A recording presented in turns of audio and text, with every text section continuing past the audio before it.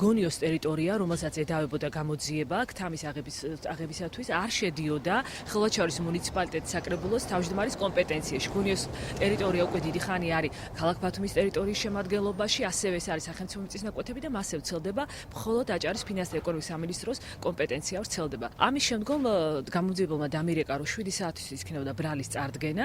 ბრალის წარდგენის დროს უკვე გამოძიების მიერ მოტანილი ბრალი იყო არა 338 სიხსამართლოს კოდექსი, არამედ უკვე იყო გადაკვალიფიცირებული 180 მუხლის, 19 მუხლის მესამე ნაწილი A, B ქვეპუნქტები, რაც ითვალისწინებს თაღლითობას, თაღლითობის ცდელობას. სასამართლომ გაითვალისწინა ჩვენი მოსაზრება, არ დააკმაყოფილა პროკურატურის შუამდგომობა, დააკმაყოფილა ჩვენი მოთხოვნა და შეუფარდა გირაო 50,000 ლარის ოდენობით. მე ჭვიმეპარება, რომ მალხაზ ფარტენაცის რაიმე დოზიტაც მაინც ქონებოდა ხელმისაწვდომობა ქალაქის ტერიტორიაზე. ანუ აბსურდად ვიმაჩნია მე ეს ყველაფერი. მე შევაფასო, მე არა ვარ, ესე ვთქვათ,